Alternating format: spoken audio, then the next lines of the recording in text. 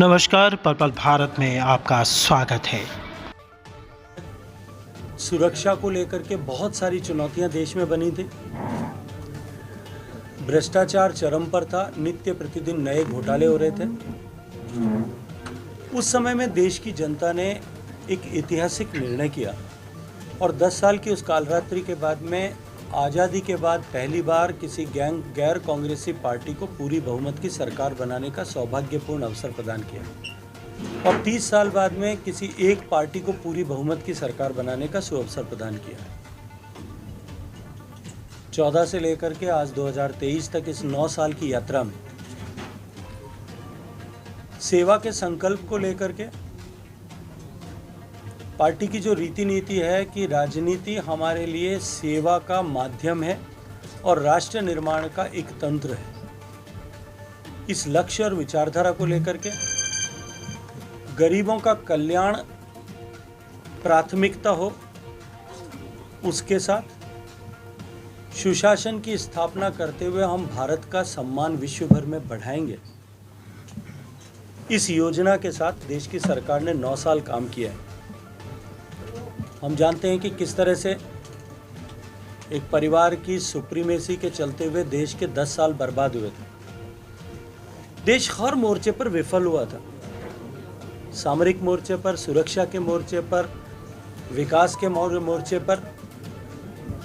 इन सब के साथ साथ में आर्थिक परिदृश्य भी देश का बेहाल था और पूरी दुनिया के आर्थिक जगत की समीक्षा करने वाले देशों ने भारत को फ्रेजाइल 5, जो सबसे ज़्यादा कमज़ोर और संकट में 5 अर्थव्यवस्थाएं हैं, उनमें से एक अर्थव्यवस्था के रूप में चिन्हित किया था। 10 साल में भारत के हालात जिस तरह से बिगड़े थे, ये किसी से छुपा नहीं था। लेकिन उसके बाद देश की 130 करोड़ जनता ने जिस तरह से मोदी जी के नेतृत्व पर भरोसा किया और सेवा, गरीब कल्याण, सुशासन, राष्ट्र के हित को प्राथमिकता देते हुए उसको केंद्र में रख करके जिस तरह से मोदी जी की सरकार ने काम किया, एक तरफ सामान्य मानवीय के जीवन में परिवर्तन लाने के लक्ष्य को लेकर के अनेक योजनाओं को चलाया। केवल योजनाओं को बनाना नहीं, एक नई सुशासन की व्यवस्था, गवर्नेंस की पॉलिसी देश में दी कि देश के गरीब को पहली बार यह एहसास हुआ, देश के सामान्य मानवीय को पहली बार यह एहसास हुआ कि सरकार मेरे लिए, मेरे हित में, मेरे जीवन में परिवर्तन लाने के लिए काम कर रही।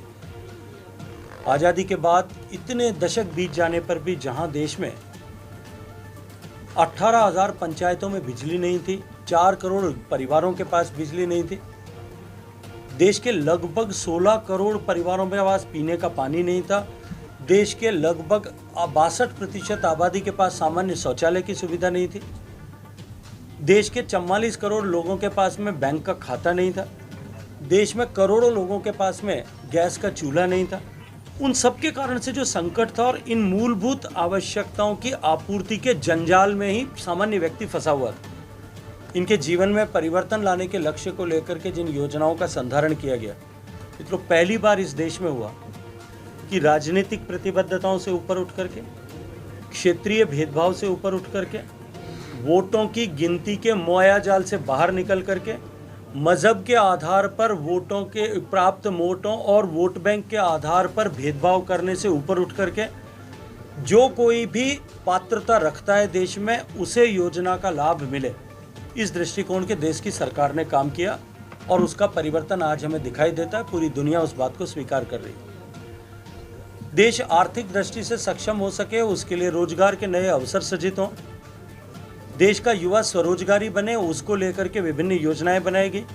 सामान्य मानवीय का हैंड होल्डिंग करने के लिए मुद्रा से लेकर के, स्टार्टअप से लेकर के, स्टैंड अप से लेकर के अनेक योजनाएं बनाई गई और उनके कारण से जो इकोसिस्टम डेवलप हुआ, आज भारत, हम सब जानते हैं कि दुनिया का तीसरा सबसे बड़ा स्टार्टअप इकोसिस्टम बना है। जब मोदी जी की सरकार बनी थी उस समय देश में लगभग 2,500 के आसपास में स्टार्टअप्स हुआ करते थे। आज 1 लाख से ज़्यादा स्टार्टअप और दुनिया में सबसे तेज़ी से बढ़ता हुआ स्टार्टअप्स का जो है नेटवर्क माननीय मोदी जी ने बनाया। स्टार्टअप्स को फाइनेंशियल सपोर्ट तो मिले, लेकिन उसको मार्केट एक्सेस मिले, उसके लिए देश की सरकार ने जैम पोर्टल बनाया कि सरकार की खरीद वो जैम पोर्टल के माध्यम से होगी और उसमें स्टार्टअप्स को प्राथमिकता मिलेगी। 18,000 स्टार्टअप उस पर रजिस्टर हुए। 13,000 करोड़ रुपए का केवल पिछले एक साल में स्टार्टअप्स के माध्यम से परचेजेस जो है उसमें हुई। जिस तरह से सरकार ने स्टार्टअप को हैंड होल्डिंग किया, उसको फैसिलिटेट किया, उसका परिणाम ये हुआ कि आज दुनिया में सबसे ज़्यादा बढ़ने वाले यूनिकॉर्न्स भारत में हैं। यूनिकॉर्न्स आप सामान्यतः हम जानते हैं जो $1 बिलियन का स्टार्टअप हो जाता है, जिसकी वैल्यू हो जाती है, उसको यूनिकॉर्न मानते हैं। आज 111 बिलियन जो है वो स्टार्टअप्स जो जिन्होंने यूनिकॉर्न की स्टेटस प्राप्त की है वो भारत में है। इस तरह से देश के युवाओं को रोजगार के अवसर प्रदान करने के साथ साथ में सरकार इंफ्रास्ट्रक्चर पर खर्च करे। इकोनॉमी को बूस्ट करने के लिए देश में कभी कोई कल्पना नहीं कर सकता था कि देश की सरकार 100 लाख करोड़ रुपए 5 साल में करेंगे, खर्च करेंगे, इस संकल्प के साथ में काम करेंगे। और उसका परिणाम हम सब ने देखा।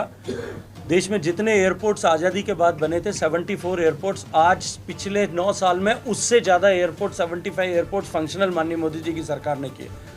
ठीक इसी तरह से सड़कों में नेशनल हाईवेज बनाने को जिस तरह से गति मिली, जिस तरह से प्रधानमंत्री ग्राम सड़क योजनाओं को बनाने की गति मिली, जिस तरह से रोड इंफ्रास्ट्रक्चर को स्ट्रेंथन करने के साथ साथ में रेलवे इंफ्रास्ट्रक्चर को अपग्रेड सरकार ने किया, नई रेल लाइनें बिछाना, इलेक्ट्रिफिकेशन करना, डबलिंग करना, इन सब के साथ साथ में वंदे भारत एक्सप्रेस जो दुनिया की आधुनिकतम रेलों में से एक है, वैसी भारत भर में रेलें चलाने का क्रम प्रारंभ करने के साथ साथ में पैसेंजर एमिनिटीज़ पर सबसे ज़्यादा बल देने का काम अगर किसी एक सरकार ने किया, माननीय मोदी जी की सरकार ने किया।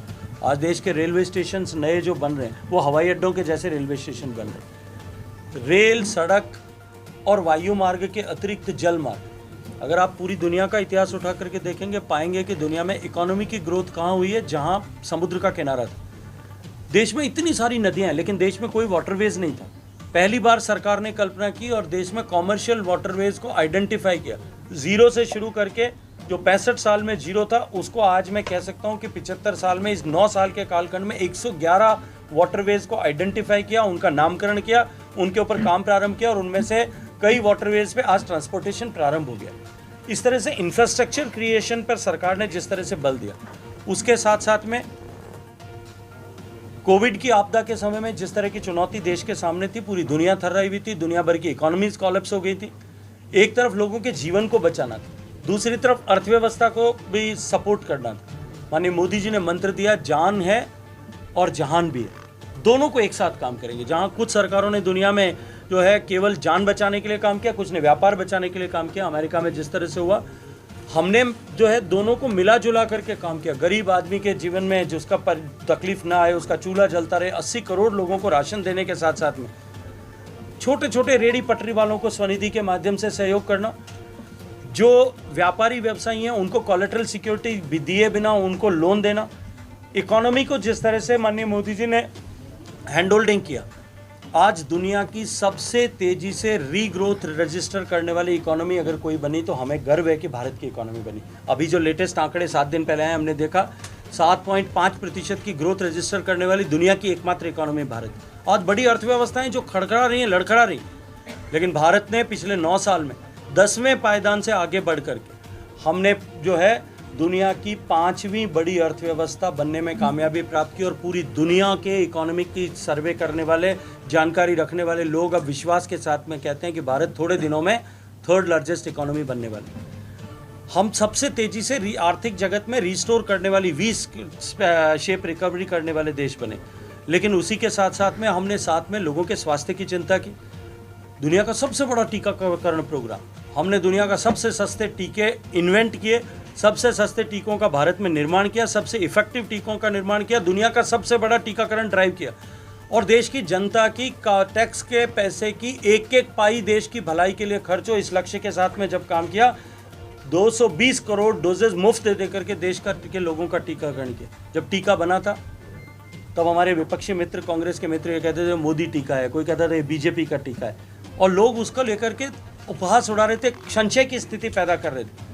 लेकिन जिस तरह से देश की सरकार ने काम किया, आज भारत के लोगों को तो सुरक्षा चक्र मिला ही, दुनिया के 50 से ज़्यादा देशों की 2/3 आबादी को जो है सुरक्षा चक्र मोदी जी के बनाए हुए टीके, देश के बनाए हुए टीके, भारत के बनाए हुए टीके से मिला। और जिस तरह से कोविड की आपदा के समय में दुनिया भर में हमने दवाइयाँ भेजी, भारत दुनिया का दवाखाना है ऐसा हम जो है बना पाए। इकोनॉमी को ग्रोथ करने के लिए, इकोनॉमी को सपोर्ट करने के लिए जिस तरह से जीएसटी का कानून लाया गया, डिमोनेटाइजेशन किया गया, जिस तरह से फेसलेस इनकम टैक्स की व्यवस्था देश में लागू हुई, जिस तरह से देश में जो है प्रोडक्शन लिंक इंसेंटिव्स अलग अलग क्रिटिकल सेक्टर में लागू किए गए। हम जानते हैं देश दुनिया का सबसे बड़ा मोबाइल का इंपोर्ट करने वाला देश था। आज हम दुनिया के दूसरे सबसे बड़े मोबाइल मैन्युफैक्चरिंग देश बने सरकार की नीति के चलते। हमने दुनिया में आज दुनिया के सेकंड लार्जेस्ट मोबाइल एक्सपोर्टिंग देश बन गए। 1 लाख करोड़ रुपए का एक्सपोर्ट हुआ है। ठीक इसी तरह से सामरिक दृष्टि से अगर देखें तो हम अपनी सैनिक आवश्यकताओं की आपूर्ति को विदेश पर निर्भरता कम करने के लिए काम कर रहे थे। एक तरफ सेना को मनोबल बढ़ा करके, उनकी शक्ति बढ़ा करके दुनिया को यह संदेश दे रहे थे कि हम भारत के विरोध में होने वाली किसी भी गतिविधि को, चाहे वो भारत की भूमि पर हो रही है या भारत के बाहर हो रही है, हम स्वीकार नहीं करेंगे। उस पर जीरो टॉलरेंस की नीति से काम किया, सर्जिकल स्ट्राइक किया, एयर स्ट्राइक किया। उसका डोकलाम में जिस तरह से भारत की सेना ने साहस के साथ प्रदर्शन किया, पूरी दुनिया में भारत की क्षमता, भारत की ताकत, भारत की हैसियत का लोहा एक तरफ माना गया और दूसरी तरफ सैनिक साजो सामान की आवश्यकता की आपूर्ति के लिए हम इंपोर्ट पर निर्भरता को खत्म करेंगे। इस लक्ष्य के साथ में जिस तरह से काम किया, आज दुनिया के टॉप 10 सैन्य साजो सामान के निर्यात करने वाले देशों में भारत आ गया। हर एक क्षेत्र में जहां कहीं भी कोई भी निर्णय करेंगे वहां भारत के हितों के साथ कोई समझौता न करेंगे। उसका परिणाम क्या हो कि भारत की ताकत पूरे विश्व भर में बढ़ी, भारत का सम्मान पूरे विश्व भर में प्रतिस्थापित हुआ। एक तरफ अपने विरासत के वस्तुओं का सम्मान करना, अपने विरासत के जो है सांस्कृतिक मान्यता के केंद्रों का सम्मान करना, उनका गौरव वापस लौटाना, और दूसरी तरफ पूरे देश का खोया हुआ गौरव लौटाना। और अगर मुझे कहा जाए, मैं ज़्यादा विस्तार में नहीं जाना चाहता, मुझे कहा जाए कि आप मोदी जी की सरकार के 9 साल जो व्यवस्था पर विश्वास लोगों का खो गया था उसको वापस पुनर्स्थापित करते हुए पूरे विश्व भर में भारत का सम्मान एक बार वापस लौटाने में देश की सरकार ने 9 साल में काम किया है। भारत का सम्मान बढ़े, गरीब के जीवन में परिवर्तन आए, सामान्य मानवीय मूलभूत आवश्यकताओं की चुनौती के ऊपर उठ करके देश के हित में, देश को आगे बढ़ाने में, देश के विकसित करने में काम कर सके, सहयोग कर सके, योगदान कर सके, इस दृष्टिकोण से माननीय मोदी जी की सरकार ने काम किया है। किसानों के जीवन में, महिलाओं के जीवन में, युवाओं के जीवन में जो है समाज के में विकास की दौड़ में जो क्षेत्र पीछे रह गए थे, पूर्वोत्तर का क्षेत्र से लेकर के जो समाज पीछे रह गए थे, उन सब के जीवन को सशक्तिकरण करने का काम देश की सरकार ने किया है। 9 साल तक सेवा करने का जो अवसर देश की जनता ने दिया और 9 साल तक आप सब मित्रों ने जिस तरह का सहयोग किया, तमाम तरह की विपरीत चुनौतियां, झूठ के पहाड़ खड़े करने के बावजूद भी जिस तरह से आप सब लोगों ने ट्रांसपेरेंसी के साथ में विषयों को देश की जनता के सामने पहुंचाने में सहयोग किया, देश की जनता ने हमें सेवा करने का सुअवसर और सौभाग्य प्रदान किया और आप सब ने हमारे सेवा के इस संकल्प को जनता तक वापस पहुंचाने में सहयोग किया। देश की जनता का और आप सब का अभिनंदन करने के लिए, अभिवादन करने के लिए जो कार्यक्रमों की श्रृंखला हुई है, उसके निमित्त मुझे आज सरसा में आप सब के बीच आने का सौभाग्य मिला। आप सब लोगों ने इस शांति के साथ में मेरी बात को सुना है। मैं आप सब का अभिनंदन करते हुए भारतीय जनता पार्टी हरियाणा प्रदेश माननीय मुख्यमंत्री जी का और माननीय प्रदेश अध्यक्ष जी का, आदरणीय सुभाष बराला जी, क्योंकि इन सब कार्यक्रमों के पूर्वोत्तर भारत के उत्तर भारत के संयोजक हैं, इन सब का अभिनंदन करता हूँ। बहुत बहुत धन्यवाद। शेखावत जी, आप केंद्र में जल शक्ति मंत्री, राज्य मंत्री हैं, राज्य नहीं कैबिनेट जल शक्ति है, तो हरियाणा से जुड़े हुए 2 मुद्दे जो मैं आपसे पूछना चाहता हूँ। हालांकि बहुत अच्छी उपलब्धियाँ आपने गिनवाई हैं सरकार की 9 साल की, तो जो SYL का मुद्दा है हरियाणा में, वो 9 साल में क्यों नहीं सुलझा पाया, जबकि हरियाणा में भी बीजेपी की सरकार रही और केंद्र में भी है। देखिए मुद्दा, सुनिए, सवाल तो ये है। दूसरा है पहलवानों का, वो भी हरियाणा के पहलवान जो कुश्ती के जो संधि जड़े, मुझे लगता है कि वो मुद्दा अभी तक क्यों नहीं। सुनिए मेरी बात, मैं दोनों विषयों पे आपकी बात को बोलता हूँ। पहली बात तो पहलवानों के मुद्दे पे बात करेंगे, मेरे मंत्रालय से रिलेटेड नहीं है, लेकिन फिर भी मैं आपने कहा है, देखिए SYL का मुद्दा सुप्रीम कोर्ट में लंबित है। सुप्रीम कोर्ट ने उसमें निर्णय भी किया था हरियाणा की एप्लीकेशन पर। सुप्रीम कोर्ट में लंबित है। कोई भी मैटर सब्जुडाइज हो, मुझे मंत्री होने के नाते उस पर मेरी सीमितता है, मुझे सीमित शब्दों में टिप्पणी करना चाहिए, लेकिन फिर भी मैं आपने पूछा है तो कहूँगा। सुप्रीम कोर्ट ने आदेश पारित किया कि भारत सरकार के मंत्रालय, जल शक्ति का मंत्रालय, जल शक्ति अब हुआ है, पहले वाटर रिसोर्सेज मिनिस्टर थे, उसके सेक्रेटरी राज्यों के सचिवों के साथ में बैठ करके कोई जो है आपस में सामंजस्य स्थापित करने की कोशिश करें। कोशिश किया, पंजाब की एडमेंसी के कारण से नहीं हो पाया। सुप्रीम कोर्ट को हमने वापस अपनी तरफ से अपना रिप्लाई फाइल किया, एफिडेविट फाइल किया। सुप्रीम कोर्ट ने कहा चीफ सेक्रेटरीज के लेवल पर बात करें, वो दौर भी समाप्त हुआ, पंजाब राजी नहीं था। सुप्रीम कोर्ट ने कहा कि जल शक्ति मंत्री, मुझे आदेश किया कि मैं दोनों मुख्यमंत्रियों के साथ में बैठूं। मैंने प्रयास किया, 2 बार प्रयास किया, लेकिन पंजाब की हठधर्मिता के कारण से नहीं हो पाया। हमने सुप्रीम कोर्ट को ये लिख करके अपनी स्थिति को स्पष्ट किया है। अब मुझे लगता है कि ये बॉल क्योंकि न्यायालय के कोर्ट में, लेट देम डिसाइड, उनको एक बार निर्णय करने दीजिए। जो न्यायालय निर्णय करेगा उन सबको मानना होगा। तो नांदेड़ के जरिए भी एसवाईएल को हरियाणा में लाया जा सकता है, वाया नांदेड़ का भी कोई प्रपोजल है क्या? नांदेड़ नहीं है, हिमाचल प्रदेश से सीधा लाने के विषय। नांदेड़ तो महाराष्ट्र में है मित्र, तो वहाँ से लाए जाने की परिकल्पना पर अभी हरियाणा में कुछ ऐसी चर्चाएं प्रारंभ हुई है। हरियाणा एक बार वर्कआउट करे, सेंट्रल वाटर कमीशन के साथ में शेयर करे, उसकी प्रोबेबिलिटीज़ को कैसे देखा जा सकता है। मुझे लगता है अभी तकनीकी दृष्टि से उसका प्री फिजिबिलिटी रिपोर्ट बनाना भी शेष है, इसलिए बहुत ज़्यादा उस पर टिप्पणी करना अनुकूल नहीं होगा। दूसरा जो बिंदु था वो देखिए, उस पर निरंतर चर्चा हुई है। अभी आपने देखा होगा, माननीय गृह मंत्री जी ने उनके साथ संवाद किया है, माननीय खेल मंत्री जी ने उनके साथ संवाद किया है। मुझे लगता है कि जो ये संकट खेल में राजनीति के कारण से जो ये संकट पैदा हुआ है, शीघ्र उसका समाधान हो जाएगा। और ये जो हमारा सम्मान जिन लोगों ने बढ़ाया है, उनकी गरिमा और सम्मान बना रहे, इसके लिए सरकार संवेदनशीलता के साथ में उनके साथ में बातचीत करते हुए इस मुद्दे को निपटाने के लिए काम कर रही है। सर अटल बिहारी वाजपेयी जी की एक बड़ी महत्वाकांक्षी योजना शुरू करने का वो था, नदियों का राष्ट्रीयकरण। अब आप इसके मंत्री भी है, किस हद तक? देखिए, मैं आपको स्पष्ट कर दूं, हमारे संविधान की व्यवस्था के अनुरूप जल राज्य का विषय है। इसलिए जल के, नदियों के जल, कोई भी जल का स्वरूप हो, चाहे वो नदी हो, चाहे तालाब हो, चाहे झील हो, चाहे बांध हो, चाहे ज़मीन के अंदर का जल हो, ये राज्य का विषय है। और शायद कहीं मुझे लगता है कि कम्युनिकेशन में फ़र्क होगा, हम लोग आपको नहीं समझा पाए होंगे कि राष्ट्रीयकरण कभी विषय नहीं था। क्योंकि इस देश में संविधान का संशोधन करके नदियों का या वाटर रिसोर्सेज का राष्ट्रीयकरण हो जाए, ये संभव नहीं। उन्होंने ये कहा था कि सरप्लस बेसिन से डेफिसिट बेसिन पे पानी ट्रांसफ़र किया जाना चाहिए। जहाँ पानी जिस नदी में ज़्यादा है, समुद्र में जाता है, उसको जो है जहाँ कमी है वहाँ लाया जाना चाहिए। नदी जोड़ने पर काम होना चाहिए। ये आदरणीय स्वर्गीय अटल बिहारी वाजपेयी जी का सपना था। अटल जी के समय में ही सुप्रीम कोर्ट ने भी इस विषय में आदेश किया था। एक कमेटी बनी थी जिसकी चेयरमैन सुरेश प्रभु जी हुआ करते। उस कमेटी ने अपनी तरफ से कुछ अध्ययन करके रिकमेंडेशंस की थी, लेकिन दुर्भाग्य से 2004 में सरकार जाने के बाद 4 से 14 तक इसमें किसी तरह का काम नहीं हो पाया। 2014 में जब माननीय मोदी जी को देश की जनता ने आशीर्वाद दिया, तब माननीय प्रधानमंत्री जी ने वापस इस पर काम कराना प्रारंभ किया। आदरणीय गडकरी जी जब मंत्री थे तब इस विषय पर बहुत आगे बढ़े। 31 लिंक आइडेंटिफाई किए गए देश में, जहां पानी की अधिकता से कम पानी लाया जा सकता था, कम पानी की नदियों में, बेसिन्स में पानी ट्रांसफ़र किया जा सकता था। उन 31 लिंक्स की PFRs बनाई गई, उसमें से 16-17 की डिटेल प्रोजेक्ट रिपोर्ट बना करके राज्यों को सौंपी। जैसा मैंने कहा, क्योंकि जल राज्यों का विषय है, इसलिए राज्यों को आपस में उसके लिए समझौता करना पड़ता है। परिस्थितियाँ किस तरह की आप अच्छी तरह से जानते हैं। हरियाणा, पंजाब, राजस्थान के बीच में जो विवाद हैं, ऐसे देश भर में 7-8 विवाद लंबित हैं।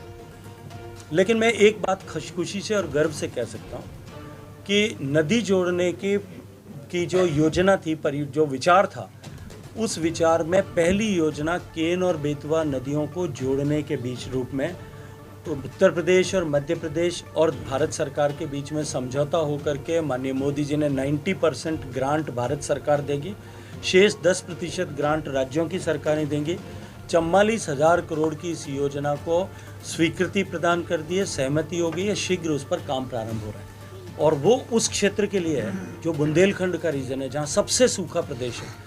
उस क्षेत्र के 62 लाख परिवारों के पीने का पानी, वहाँ की लगभग 2.5 लाख हेक्टेयर ज़मीन की सिंचाई का पानी और वहाँ के जीवन में परिवर्तन लाने के लिए इस नदियों के जोड़ने के प्रकल्प से लाभ होगा। और इसी के साथ साथ में इस परियोजना के ने एक नया रास्ता खोला है।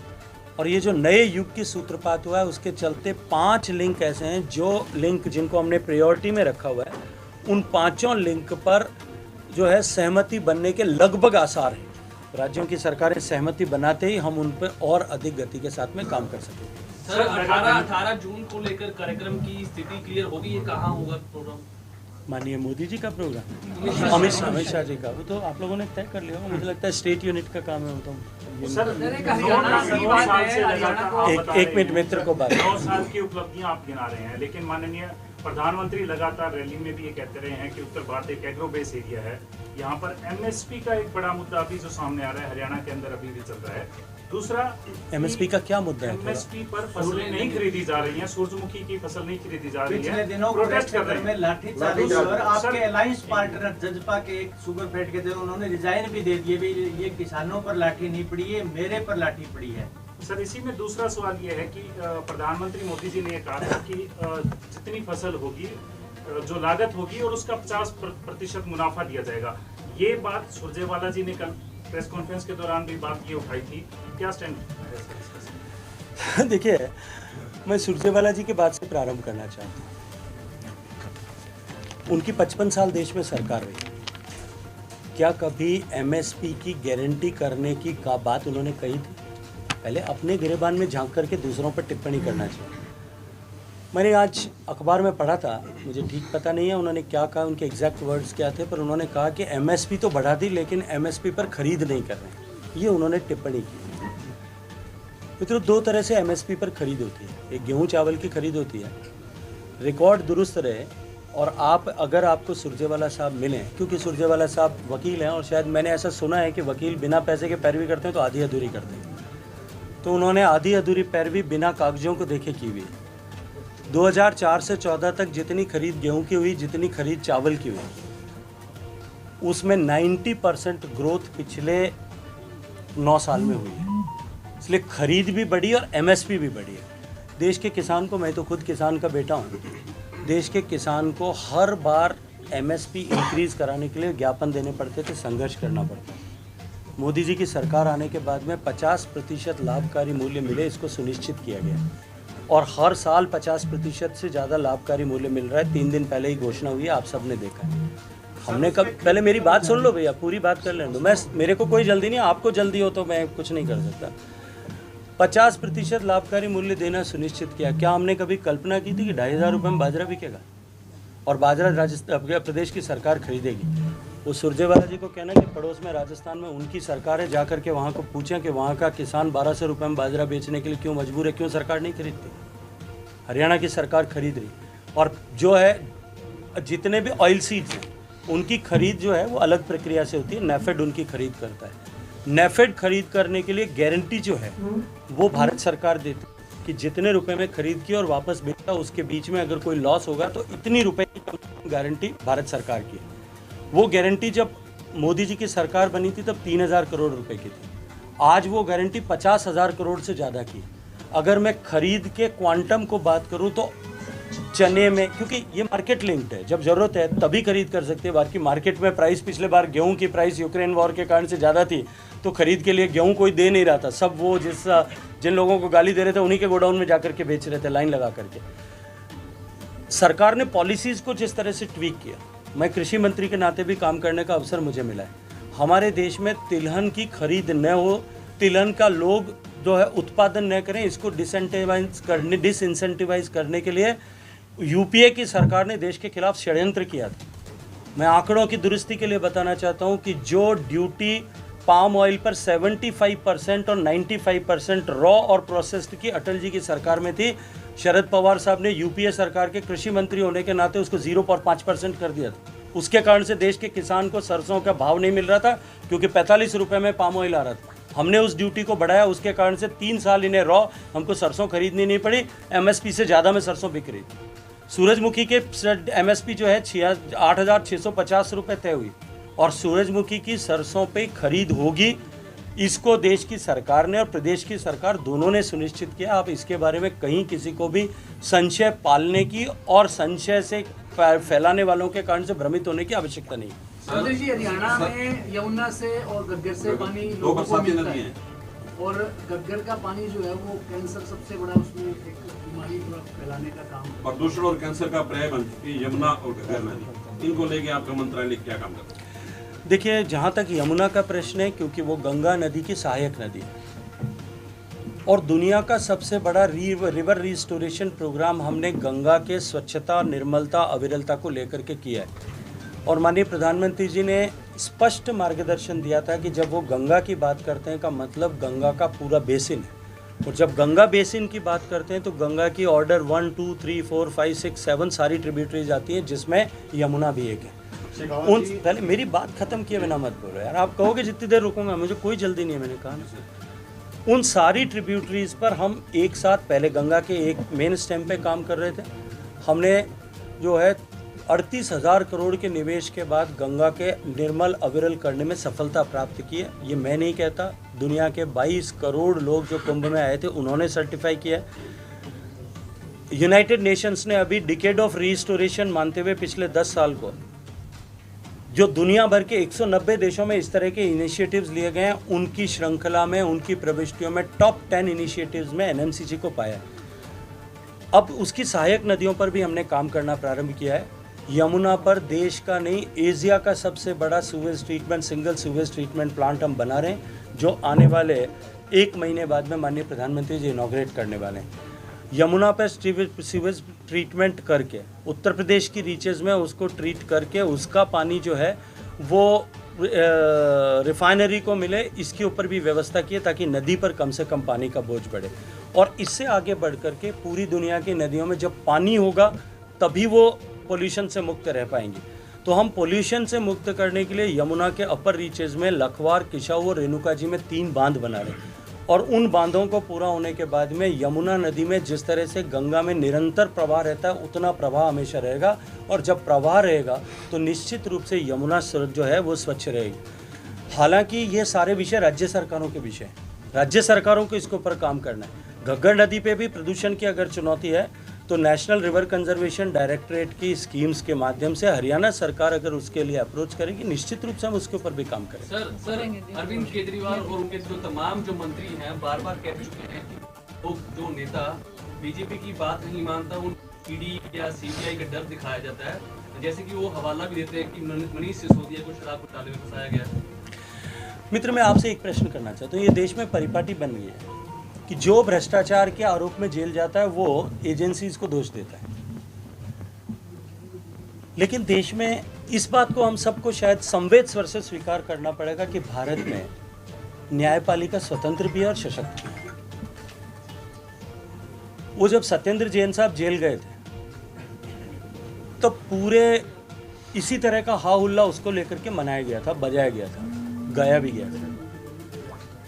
1 महीने में देश के सारे न्यायालय ने जब उनकी बेल रिजेक्ट कर दी, उसके बाद में पिछले 6 महीने में आपने सत्येंद्र जैन के बारे में एक भी टिप्पणी अरविंद केजरीवाल जी से सुनी है? देश की न्यायपालिका तो स्वतंत्र है, उसको तो अगर भारत की सरकार ने अगर किसी का दुरुपयोग किया तो 1 सेकंड में छोड़ देना चाहिए था। अब मनीष सिसोदिया जी देश के सारे कोर्ट्स में जा चुके हैं और सब जगह से उनकी बेल रिजेक्ट होगी है। थोड़े दिन रुक जाइए, मनीष सिसोदिया जी का नाम भी बंद हो जाएगा, उसके बाद 2-3 और लाइन में वो आ जाएंगे, तब उनकी चर्चा शुरू हो जाएगी। सर, एक बेटी पढ़ाओ का नारा दे रही है, लेकिन महिला पहलवानों को न्याय नहीं मिल रही। मैंने अभी पूरे विस्तार से कह दिया, मुझे लगता है आप भूल गए। एक मिनट सरदार साहब, पहले से शेखावत जी, 9 साल में सरकार की उपलब्धियां बहुत हैं। कर्मचारी, खिलाड़ी लगातार सड़कों पर रहे हैं, क्या कहना चाहिए? देखिए, मुझे कर्मचारियों के विषय में, भारत सरकार के कर्मचारी सड़कों पर रहे, मैं इसके ऊपर कहीं आपकी बात से जो है एकात्मता नहीं रखता, ऐसा नहीं हुआ। सुनिए मेरी बात सुनिए, पहले मेरी बात, ऐसा मत करो यार मेरे को, मैं कहता हूँ ना, आप बीच में मत रोको, मैं आप जितनी देर कहोगे बैठो। जहाँ तक खिलाड़ियों का प्रश्न है, इस हिंदुस्तान में खेल के जगत का पूर्ण रूपेण रूपांतरण करने का काम माननीय मोदी जी की सरकार ने किया। मैं खुद खिलाड़ी रहा हूँ, मुझे देश के लिए और राज्य के लिए और यूनिवर्सिटीज़ के लिए, सब के लिए खेलने का सौभाग्य प्राप्त हुआ। इधर जब खिलाड़ी पूरा खिलाड़ी बन जाता था ना, नेशनल लेवल पर मेडल जीत लेता था, तब सरकार उसका पहली बार हाथ पकड़ती, उसको अपने घर की ज़मीन बेच करके या अपने लोगों से मांग करके खिलाड़ी बनना पड़ता था। ये पहली बार देश में हुआ कि देश ने टॉप्स स्कीम लागू की, देश ने खेलो इंडिया स्कीम लागू की और खिलाड़ियों को पहचान करके सरकार उनका हैंड होल्डिंग करके उनको बड़ा खिलाड़ी बनाए, ये व्यवस्था हुई। उसके कारण से जितने लोग कंटिजेंट में जाते थे उतने मेडल देश में आने लगे। और रही बात किसानों की, देश के किसानों के विषय में जब कभी भी जहाँ कहीं भी चर्चा हुई है, एक नाम हमेशा लिया गया और वो नाम है डॉक्टर स्वामीनाथन का। अगर मैं किसानों के कल्याण के लिए नरेंद्र मोदी जी ने काम किया इसकी चर्चा करता तो आप कहते हैं कि आप पार्टी के कार्यकर्ता हो इसलिए आप कर रहे हो, लेकिन स्वामीनाथन साहब ने खुद अखबार में आर्टिकल लिख करके कहा कि देश में अगर किसी एक सरकार ने कृषि क्षेत्र के समग्र समाधान और उन्नयन के लिए काम किया वो मोदी जी की सरकार। देश में किसान कृषि क्षेत्र को देखने का नज़रिया जो था ना, मैं एक लाइन में आपको एक्सप्लेन करता हूँ, वो था कृषि क्षेत्र की तरफ देखने का नज़रिया, वो प्रोडक्शन सेंट्रिक था, उत्पादन के ऊपर केंद्रित था। क्यों था? क्योंकि हमारे यहाँ खाद्यान्न की कमी थी। पहली बार देश में जितनी चुनौतियां, इन चुनौतियों का कारण क्या था उसको आइडेंटिफाई किया स्वामीनाथन साहब ने कि ओवर प्रोडक्शन हो गया। आज हमारा, आप जानते हो, चावल का ओवर प्रोडक्शन है, गेहूं का ओवर प्रोडक्शन है, जितनी देश की आवश्यकता है और जितना हम एक्सपोर्ट कर रहे हैं उससे भी ज़्यादा हम उगा रहे हैं। वो चुनौती है, इसलिए किसानी के कृषि व्यवस्था को, किसानी को लाभ केंद्रित दृष्टिकोण से देखने का नज़रिया माननीय मोदी जी ने एस्टैब्लिश किया। उसका परिणाम है कि किसान की आमदनी बढ़ी है, और जब देश में किसान की आमदनी बढ़ती है तब पर कैपिटा इनकम बढ़ती है। इसका सर्टिफिकेट तो मुझे देने की ज़रूरत नहीं है, अभी सर्वे रिपोर्ट में आया है कि 86,000 रुपये जो 2014 में आमदनी थी वो बढ़ करके आज दुगनी के लगभग पहुँच चुकी है। हरियाणा में सर गठबंधन की सरकार है। एक मिनट, वो भाई साहब पीछे रह गए। अमित शाह जी की रैली है जी, और आपके संगठन के पुराने भाजपाई नेता मुख्यमंत्री से लेकर अब तक जो भी कैबिनेट मंत्री या राज्य मंत्री जो भी आए उनका बहिष्कार कर रखा है, वो आते ही नहीं है। तो क्या भाजपा दो फाड़ हो गई है जिस शिक्षा के? देखिए, मुझे लगता है कि हमारे परिवार के विषय में आपको चिंता करने की आवश्यकता नहीं, हम अपने आप कर लेंगे।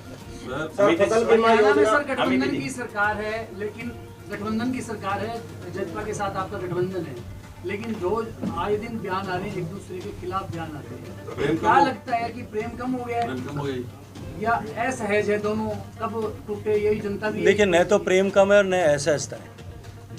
जिस जगह में स्वस्थ पारिवारिक परंपरा हो वहाँ इस तरह के एक दूसरे के बारे में कोई टिप्पणी करना कोई बहुत बड़ा विषय नहीं है। भारतीय जनता पार्टी इतने बड़े हृदय के साथ में, जब बड़ी पार्टी होते हुए भी छोटी पार्टी के साथ में बड़े भाई के रूप में समझौता करके 55 साल अकाली दल के साथ में निकाल सकती है, तो मुझे लगता है कि ये सब विषय चर्चा के ही समाप्त हो जाते हैं। सर फसल बीमा योजना अच्छी है, लेकिन हर बार किसानों को प्रोटेस्ट करना पड़ता है, इसमें कुछ सुधार की गुंजाइश अभी भी चल रहा है धरना।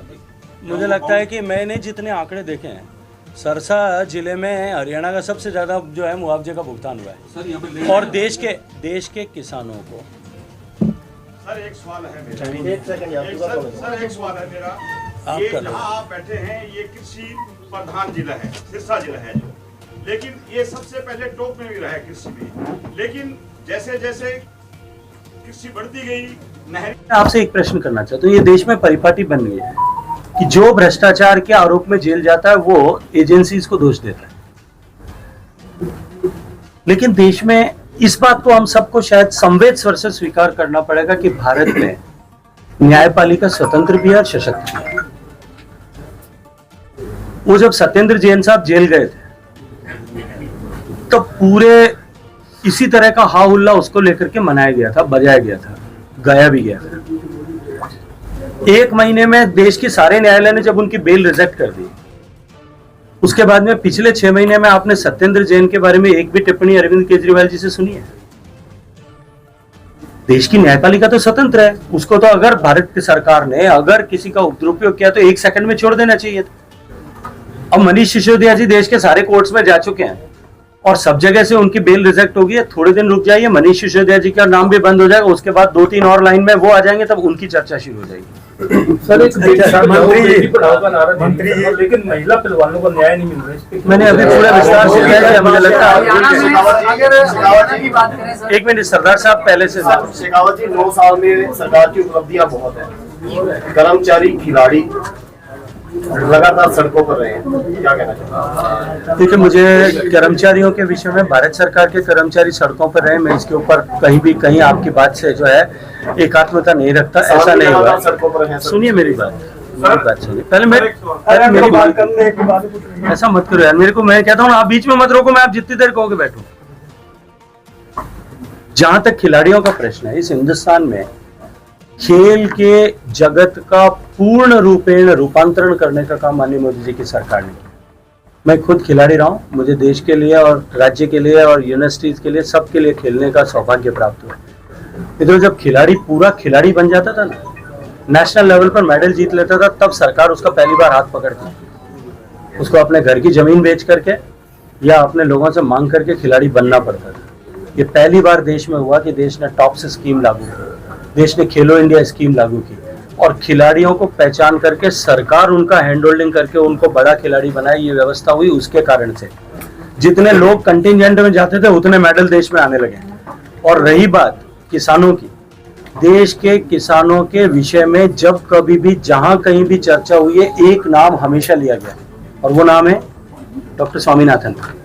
अगर मैं किसानों के कल्याण के लिए नरेंद्र मोदी जी ने काम किया इसकी चर्चा करता तो आप कहते हैं कि आप पार्टी के कार्यकर्ता हो इसलिए आप कर रहे हो, लेकिन स्वामीनाथन साहब ने खुद अखबार में आर्टिकल लिख करके कहा कि देश में अगर किसी एक सरकार ने कृषि क्षेत्र के समग्र समाधान और उन्नयन के लिए काम किया वो मोदी जी की सरकार है। देश में किसान कृषि क्षेत्र को देखने का नजरिया जो था ना, मैं एक लाइन में आपको एक्सप्लेन कर रहा हूँ, वो था कृषि क्षेत्र की तरफ देखने का नजरिया, वो प्रोडक्शन सेंट्रिक था, उत्पादन के ऊपर केंद्रित था। क्यों था? क्योंकि हमारे यहाँ खाद्यान्न की कमी थी। पहली बार देश में जितनी चुनौतियां, इन चुनौतियों का कारण क्या था उसको आइडेंटिफाई किया स्वामीनाथन साहब ने कि ओवर प्रोडक्शन हो गया। आज हमारा आप जानते हो चावल का ओवर प्रोडक्शन है, गेहूं का ओवर प्रोडक्शन है, जितनी देश की आवश्यकता है जितना हम एक्सपोर्ट कर रहे हैं उससे भी ज्यादा हम उगा रहे हैं। वो चुनौती है, इसलिए किसानी कृषि व्यवस्था को, किसानी को लाभ केंद्रित दृष्टिकोण से देखने का नजरिया माननीय मोदी जी ने एस्टेब्लिश किया। उसका परिणाम है कि किसान की आमदनी बढ़ी है और जब देश में किसान की आमदनी बढ़ती है तब पर कैपिटा इनकम बढ़ती है। इसका सर्टिफिकेट तो मुझे देने की जरूरत नहीं है, अभी सर्वे रिपोर्ट में आया है कि 86,000 रुपए जो 2014 में आमदनी थी वो बढ़ करके आज दुगनी के लगभग पहुंच चुकी है। हरियाणा में गठबंधन की सरकार है। एक मिनट, वो भाई साहब नीचे रह अमित शाह जी की रैली है जी, और आपके संगठन के पुराने भाजपाई नेता मुख्यमंत्री से लेकर अब तक जो भी कैबिनेट मंत्री या राज्य मंत्री जो भी आए उनका बहिष्कार कर रखा है, वो आते ही नहीं है। तो क्या भाजपा दो फाड़ हो गई है जिस हिस्सा के अंदर? देखिए, मुझे लगता है कि हमारे परिवार के विषय में आपको चिंता करने की आवश्यकता नहीं, हम अपने आप कर लेंगे। गठबंधन की सरकार है, लेकिन गठबंधन की सरकार है, जजपा के साथ आपका गठबंधन है, लेकिन रोज आए दिन बयान आ रहे हैं, एक दूसरे के खिलाफ बयान आ रहे हैं। तो क्या लगता है कि प्रेम कम हो गया है या असहज है? दोनों कब टूटे यही जनता भी। देखिए, न तो प्रेम कम है और न असहज है। जिस जगह में स्वस्थ पारिवारिक परंपरा हो वहाँ इस तरह के एक दूसरे के बारे में कोई टिप्पणी करना कोई बहुत बड़ा विषय नहीं है। भारतीय जनता पार्टी इतने बड़े हृदय के साथ में, जब बड़ी पार्टी होते हुए भी छोटी पार्टी के साथ में बड़े भाई के रूप में समझौता करके 55 साल अकाली दल के साथ में निकाल सकती है, तो मुझे लगता है कि ये सब विषय चर्चा के ही समाप्त हो जाते हैं। सर फसल बीमा योजना अच्छी है, लेकिन हर बार किसानों को प्रोटेस्ट करना पड़ता है, इसमें कुछ सुधार की गुंजाइश बीमा अभी भी चल रहा है। मुझे लगता है कि मैंने जितने आंकड़े देखे हैं, सरसा जिले में हरियाणा का सबसे ज्यादा जो है मुआवजे का भुगतान हुआ है सर यहाँ पे। और देश के किसानों को। सर एक सवाल है मेरा, सर एक सवाल है मेरा, ये जहाँ आप बैठे हैं ये कृषि प्रधान जिला है, सिरसा जिला है जो, लेकिन ये सबसे पहले टॉप में भी रहा है कृषि में, लेकिन जैसे जैसे कृषि बढ़ती गई नहरी पानी का अभाव बहुत कम हो गया। राजस्थान कनाल एक निकलती है जिसमें जिले के कोई भी आदमी पानी नहीं लगा सकता। तो हमारी एक ही मांग है कि सिरसा जिला को बड़ी नहर उपलब्ध कराई जाए, ताकि ये जो मुझे लगता है कि मैं आपकी यहाँ मांग एड्रेस करने के ऊपर बात नहीं कर रहा हूँ, मैं तो जो आपका जवाब दे रहा हूँ। लेकिन देश का जल शक्ति मंत्री होने के नाते मैं आग्रह से आप सब लोगों को कहूंगा कि हमको कम से कम पानी में खेती करने की आदत को बनाना पड़ेगा, हमारी फसल चक्रों को बदलना पड़ेगा, अन्यथा आने वाले समय में हमारी चुनौतियां किस तरह से बढ़ रही हैं ये निश्चित ही चिंता का विषय है राज्य और सबके लिए।